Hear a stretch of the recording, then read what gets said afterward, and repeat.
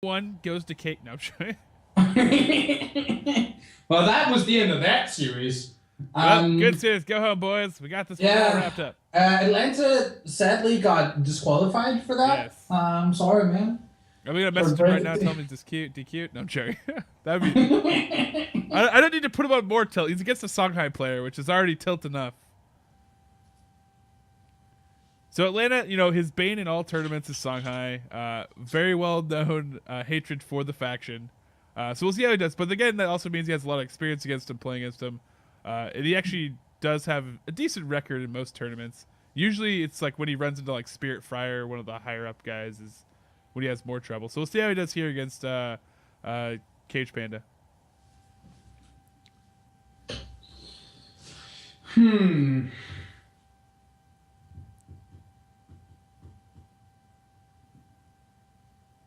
Who's favored to win this matchup? I don't want to know. Oh, you mean like faction-wise? No, I'm thinking like in the specific scenario. I mean, my guess would be Atlanta. If he keeps his stuff if he keeps his stuff together, I would put my money on Atlanta. I mean, Atlanta typed to me. It's like, oh well, GG, I lost Songhai. When he figured out he was facing Kagepanda. But I mean, that's just Atlanta's like natural attitude. So like, he's gonna say that regardless. Like he could 2-0, but it'll be like, man, I can't believe I just got stomped by that Songhai guy. It's like, dude, you won. He's like, nah, man, I was murdered. He just faced me the entire time. I had no chance. Yeah, I don't know. I kind of actually want to say that Songhai is favored. Oh, I mean, if you're talking about faction, which is what I was asking, I think faction-wise, Songhai is probably favored. Oh, I think that like if Atlanta were playing a more standardized version of Abyssian, I think you would have a fairly good matchup. But because he's playing this like weird Abyssian deck, what? Okay, hello, Goat. How you doing? For people that don't know, Asurish Horn Shaman is confirmed GOAT. That's actually pretty impressive here. Is very interesting play. But he's going to be able to clear it off the board without it being able to get off its ability. It's actually decent at Abyssian because they have a good way to just straight up sacrifice it and then buff their buff. Like if he would have like a Darkfire sacrifice he could play into something, he could have buffed up his Rocky to really high level. It's very, very good with Deep Fire Devour. Making it a 6/10 with only sacrificing one unit. It's like pretty big. Yeah, usually Fanblade's pretty disruptive to Abyssian, but usually it usually comes down to Night Sorrow Assassin clearing it. Oh wait, did he? Yeah. Oh, he didn't. So he didn't inner focus. Ooh, yeah. No, I was thinking about it. So that's a Cyclone Mask in his hand, right? Yeah. I'm not misunderstanding the image there. Yeah. That's a George. Ugh, it's gonna hurt. I think so. In the Abyssian match specifically, it's always tempting to hold on to inner focuses for some other combo, but in this matchup, they actually have like good ways to on tempo deal with Ketri Fanblade in most cases. So I usually prefer to inner focus them when possible. Yeah, I think inner focusing it there was correct because he doesn't have any other combo pieces in his hand. Like, let's say he had a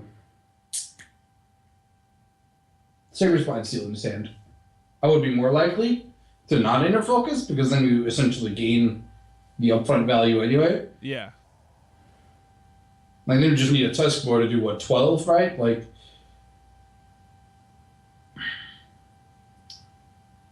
So he is kind of playing like a control Songhai-ish deck, it looks like here. He's a lot of defensive tech, which against most Abyssian decks these days, especially if they're a very aggressive deck, is not the best because you usually don't get a chance to use any of your on-board removal against a lot of their stuff that's just going to trade and die anyways.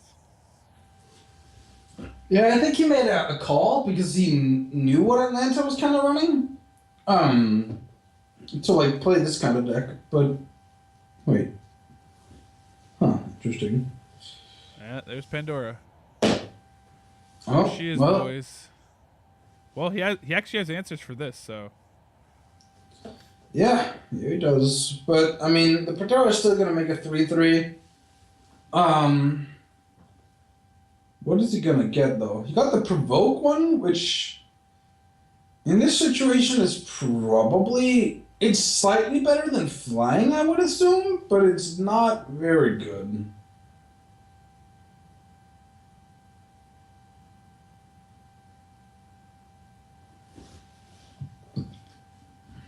I feel like straight back is probably was a better play there than diagonal.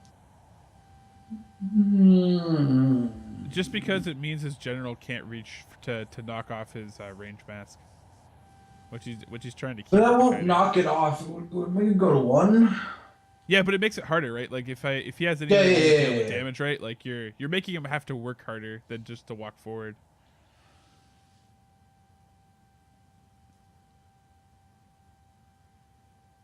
And you're making his general come to you. Double Frostbow Naga. Damn. It's not a combo you see every day. Out of the Abyssian player? Atlanta, hold the phone. Hold the phone. Extreme measures, bro. Extreme measures. What are you doing?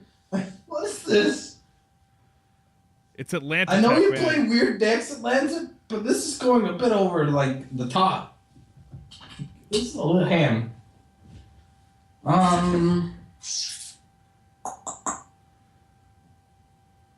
Yeah, I guess you run the provoke in. Yeah.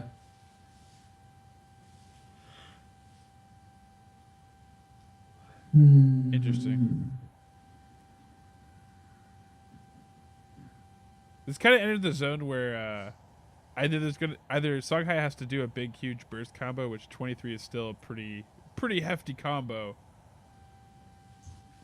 or Abyssian usually actually has a really good. I think his best choice or his like best course of action here might be Four Winds Maggie in the corner. Oh, yeah. No, I think that's wrong. I think it's wrong moving up there because it's wait. Okay. Yeah, the only other thing. I mean, I guess it's a inner 4/4, focus and but hit you for having 7. 3 spells in your hand? Oh god, he has the combo. He has 19. He has the 18 again. Wait, did you draw a chess bar? Yeah, he did. Okay, well, never mind then. Is this like literally how we're gonna see him end all his games? Apparently. Oh no! Oh. Ooh, the Devour actually opens up an interesting situation here because so he doesn't have lethal, and he has to be able to deal with this Devour in some form. Onyx Bear Seal? Nope.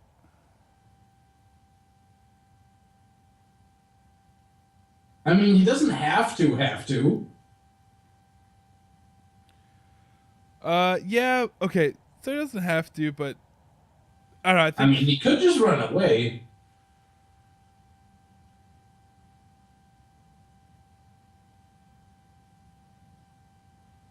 It's positioned pretty well, though.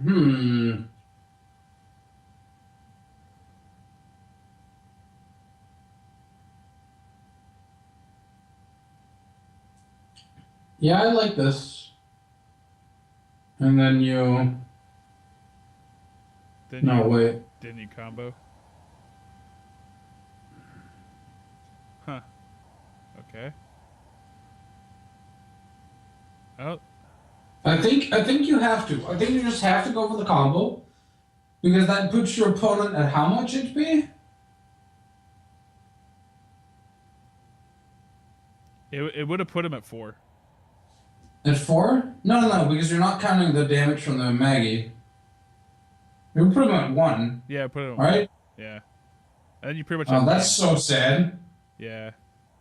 Yeah, and he wanted to move here, but he can't move. Yeah, I think that's the right play too, because like he gave up an awesome frenzy value right there. Yeah, I think he had to go for the combo kill. I agree. Yeah, I think he had to go to put the opponent to 1. Granted, he did draw a Blood Leech Mask or Blood Rage, right? Yeah. It's Blood Rage now. So like if he can, wait, no, he wins next turn. Yeah, now he has lethal because he got another spell, Yeah, but this also requires right? Atlanta to not gain health and to stay in a range where he's easily reachable. But what we can see, maybe he does. I mean, easily reachable. You have what 6 squares of movement before you have to hit him the first time.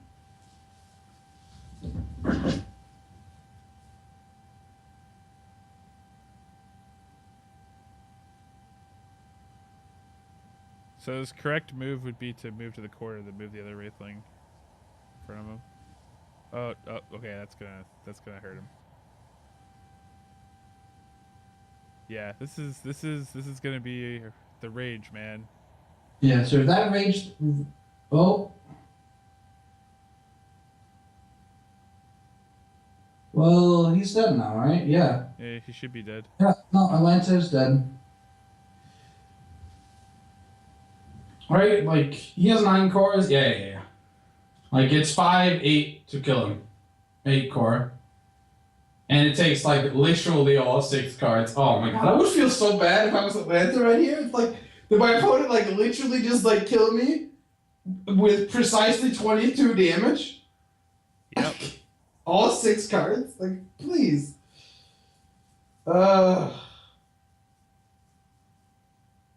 Yeah, and he's probably like thinking to himself, okay. Inner focus is not gonna do it. Inner focus is gonna put me at 1. That's fine. So as long as he doesn't have another spell. Nah, man. Nah. Yeah, do it. The best part is his friend behind him plays Abyssian, so like He actually said in his stream that it is not Strawberry Kage. It is it's a not. guy called Schizomaniac, Okay. apparently. Different Which I guy. didn't know. Alright. He just called him Kage Skits, so I assumed it was skills. Okay. I'm too tired, bro. Well, so that was interesting, I guess.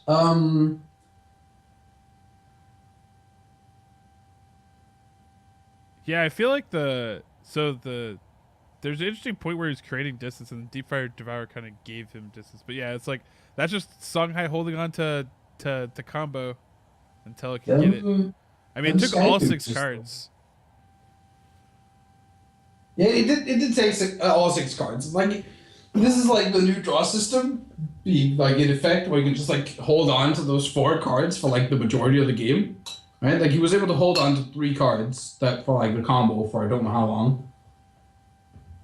Like you hold on to that inner focus from what round 3 or Yeah. turn 3, right? And like you didn't get punished at all for doing it. But it's a very interesting Abyssian style versus the Songhai player. At least that last game was. And this control deck actually played fairly well against it. If he has Spellbinder,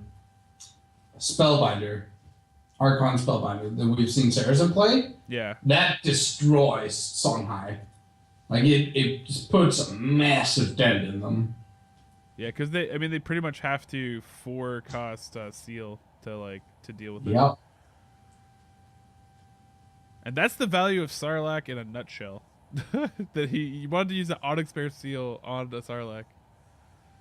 Uh-oh. Gonna break some... Oh, or not. I was like, oh, he's gonna break some stuff up. Oh, no, he's not. Nah, man. Oh, the panda can keep... Oh, there we go. Cake Panda getting destroyed by... No, you can't. No, you made me hype, Atlanta. You made me hype. Jack's True Sight is Lord. good, except for the fact unless you have Lord. Ghost Lightning in hand. Did he need that mana? No, he didn't. I might have kept the Primus Fist in hand. Oh, I think for sure in this case, because you could easily use it then Yeah, to off other stuff. You could very easily get it on 3 Jax's next turn, which is just another 3 damage. If he doesn't have Chain Lightning. At that point, it's like very strong, right? Like.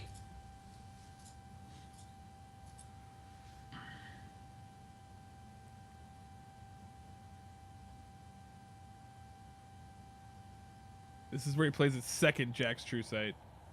Cause clear the corners, boys. Third wish? Anyone? Anyone? Third wish? Oh, Soul Shatter's Pact! The pseudo third wish! Yeah, basically. Oh man, Oh, this removal right. level to have to use on like a 1/1 or so is rough. That Is Blood it Rage like- Mass ain't gonna last that long. Nah. Let's see what else he has though. Atlanta has to still build a board here. Or unleash damage. What would Also, be not a lot really of combo good here? pieces in Kagepanda's hand. Yeah, that's kind of the problem right here. There it is. Jack's True Sight. Numero dos. He's like, well, I didn't see the. I mean, the main thing about this strategy right here is like it's so good up until the point where like he replaces it into, or like draws a lightning. Yeah, yeah.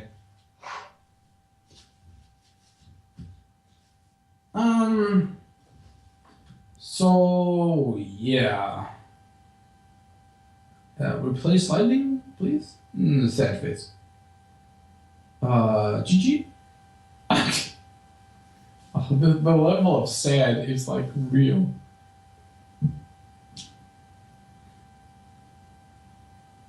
If he has other Soul Shatters packed.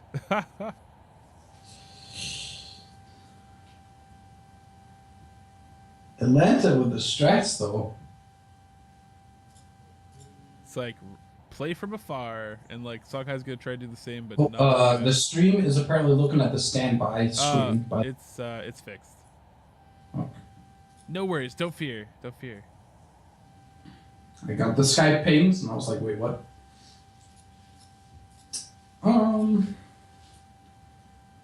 So, well, this is definitely a rough game for Kagepanda.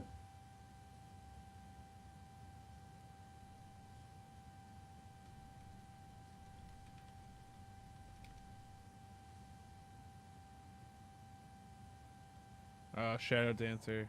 Dang, man. Well, at least Shadow Dancer isn't like you're dead material right here because of like the Jax being definitively far away. Yeah, but it makes it like any hope of playing any creatures is basically down unless you have the removal for it, and you have spell removal. I don't know. It's not terrible, but This game is most likely over. yeah, he would have had to have a Ghost Lightning somewhere in here in these last few turns, and he hasn't been able to get to it. Does he have another turn?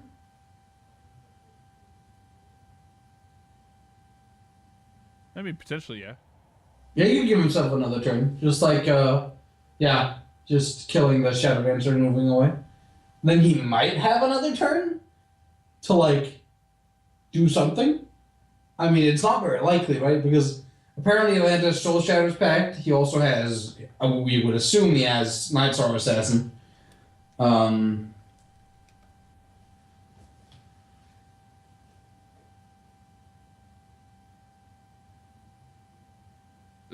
More ranged. It's ranged Abyssian. What? Atlanta? I need to have a talk with Atlanta about, like, card value. What is the stack?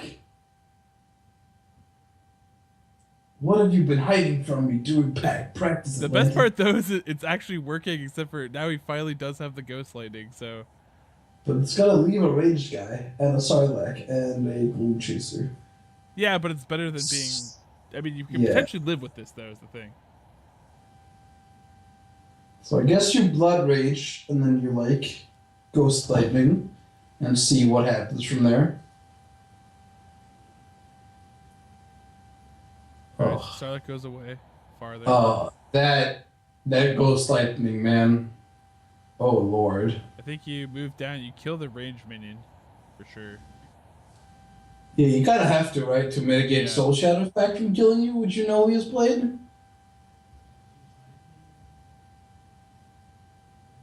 You can also play Tusky and kill No, you need to keep Tusky because for you're combo. yeah, your only way of winning this game is comboing. True. Shadow Oh, Dancer. Dancer, Dark Sack, and like something. Frostbone. All right, there you go. Boom. You could just Didn't be. you? Yeah. Well, GG, man. That's gonna go to game 3. This is a pretty epic showdown.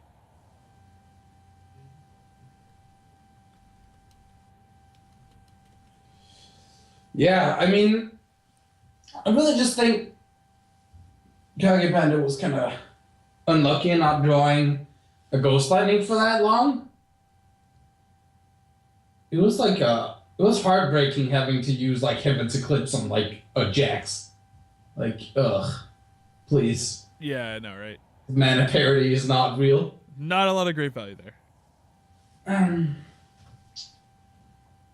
So he really needs to hold on to his Ghost Lightnings and protect him, because even in the game 1, he actually used one pretty like willy-nilly. Yeah, I just didn't expect. I just think he didn't expect Atlanta to play Jax. I always expect. Well, I guess Abyssian in general, I expect there to be some point where they play like Wraithling Swarm or something. So you kind of hold on to them, hopefully, and prep for that. But we'll see if he's actually sticking with same deck or what he's doing. It looks like it was a pretty quick turnaround, so he has some deck prepped, whether it's the same deck or not. All right, Mana Forger. Doesn't look like the same deck. I can't imagine playing Mana Forger and Jax in the same list. No, I think this is probably more towards a spell again. A Spell Abyss type deck. So I kind of want to know, what happens if you Heaven's Eclipse here? Does it do 0 damage or 2? It does 0. Okay. It doesn't count itself. Yeah, I learned something today. It's important to learn something every day. Well, he's gonna be sad here. Oh no, it did 2. Did he cast a spell? Did he cast a spell? It should. What did he do last turn? It shouldn't count itself. What did he play on the first turn? I don't remember. I don't know. Clearly we missed. Clearly we missed it. We're bad. A Phoenix Fire, maybe? Yeah, he had to have done something, right? Because he. Yeah. I think he just cast Phoenix Fire because he's like Atlanta was a 21. So if he took 3 from Phoenix and then took 1 from Blood Rage, that makes sense. All right, yeah, that does make sense now. Okay, cool. I was like, I know it doesn't work that way. Oh, Dark Seed, interesting. So he's going like range spell Abyss now. No. You're playing that deck? Oh, Atlanta, I need to. Oh my god. He needs to match. He needs to match the Songhai. This is a brutal matchup for the combo Songhai. Because like Dark Seed, because like they're most likely going to hold at least 4 cards all the time. Yeah. It's a lot of damage. Like it's a lot of like reach. Like Void Pulse, Dark Seed. You could even Shadow Nova.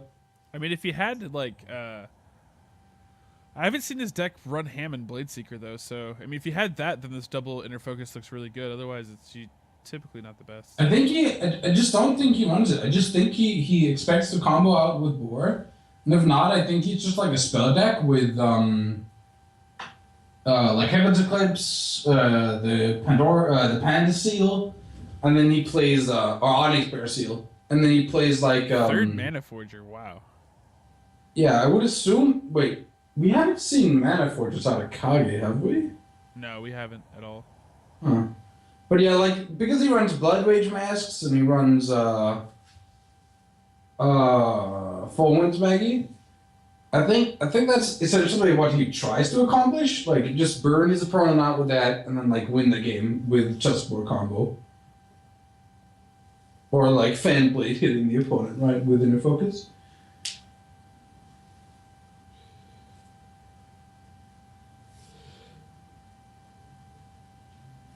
Oh Lord. He's actually Kagepanda actually has some good burst combo now. So Lance is at 6 mana. He has 6 cards. So if he just goes Void Pulse, Void Pulse, Void Pulse. Well, Curse of Agony is also a card.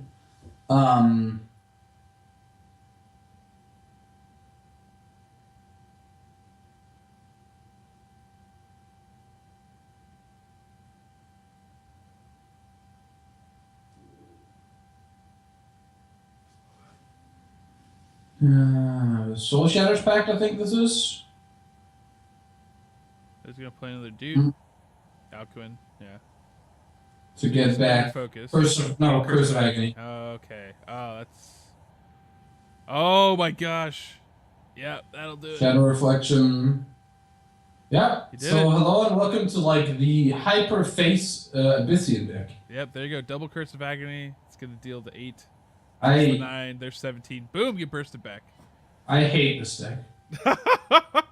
Well, in the same way everybody doesn't like the Songhai combo, right? Like it's like suddenly you're dead. This deck doesn't like very consistently though, which is my problem. It just has so much face. Like Void Pulse, Curse of Agony, Shadow Reflection, Night Star Assassin, Dark Seed. You can even play the Tiger for more face. It's a lot of face. So I'm not on we still have Slade and Cal-Rail, so the winner of that one